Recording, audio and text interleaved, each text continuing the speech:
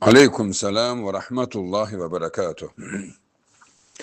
Deməli, qurban necə kəsilməlidir? Daha doğrusu, nəzir qurbanı necə kəsilməlidir? Sualı verilir. Cavab budur ki, əvvələn nəzir etmək, yəni Allaha demək ki, filan işim düzəlsə, qurban kəsərəm. Resulullah bunu bəyənməmişdi sallallahu aleyhi və səlləm və demişdi ki, bu xəsisin xərcləməsidir. Yəni, Allaha şərt qoyulmaz. Övladım hərbi xidmətdən gəlsə, qurban kəsəcəyəm. Bəs nə etmək lazımdır? Anında kəsmək lazımdır.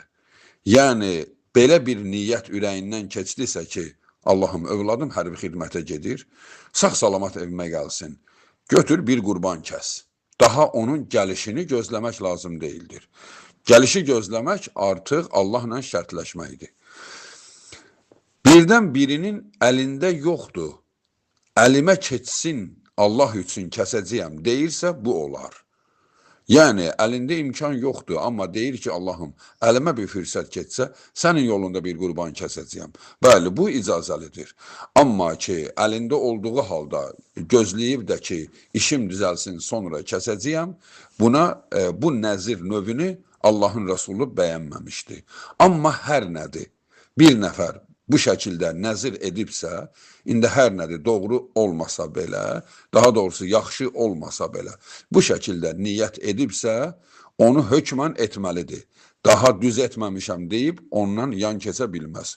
Çünki Allah Subhanahu taala Qurani Kərimdə Allah ilə bağladığınız əhdləri icra edin demişdi. Bu da əhddir. Düz bağlamasan belə, bunu etməlisən. Amma ki, bundan sonrası üçün Allah ilə bu cür şərtləşmək olmaz. Anında övladın məktəbə daxil olub, universitetə daxil olub, sevinirsən, bir qurban kəs. Daha demə, oxusun, bitirsə bir qurban kəsərəm və yaxud da ki, daxil olsa universitetə bir qurban kəsərəm. Onu gözləmə. Bəri başdan, indidən onu et. Bu daha xeyirlidir sənin üçün və daha səmimidir. Esselamu aleykum və rahmetullahi və berekatuhu.